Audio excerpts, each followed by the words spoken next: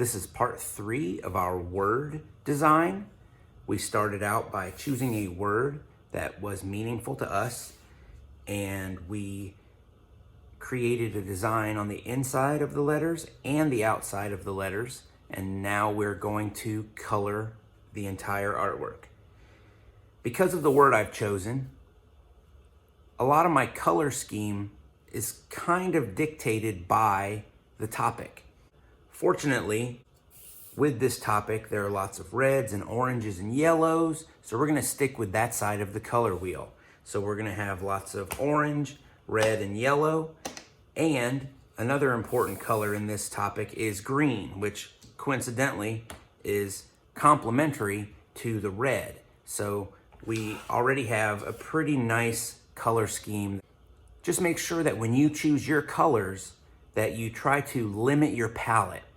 That means that you're choosing a small group of colors that you think will work well with your idea, and try not to incorporate too many colors into your artwork, because that doesn't tend to be as successful as we think it might be.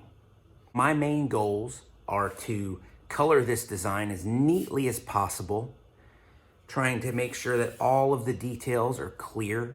As with any artwork, until we're completely finished, it's possible to make changes. If you need to erase anything and fix it, go ahead and do that. Don't feel obligated to use certain colors for specific parts of your design just because that's the realistic color you think it should be. To make the entire artwork more successful, you may have to change colors that you had anticipated on using a certain way. There's nothing wrong with that. As you work towards completion, you might have to make decisions and change your mind about things that you had already planned on doing.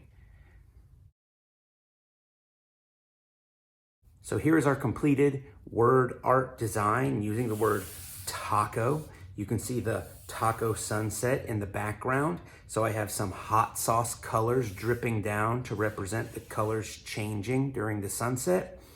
I have lots of little patterns along the edges of the taco, which represent the sun's rays, as well as different ingredients that would go inside of a taco.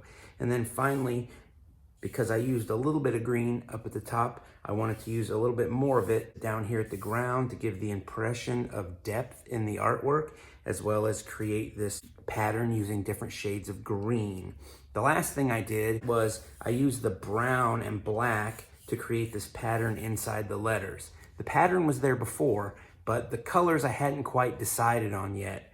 And I ended up going with the brown and black because they were dark, which was gonna make them stand out against all of the bright and light colors in the background.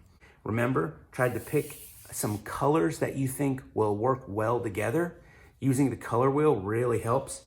Red, orange, and yellow are very closely related, and I threw in the green, which is on the opposite side of the color wheel, to create a little bit of contrast and interest. I hope you enjoyed this activity. I will see you next time. Bye.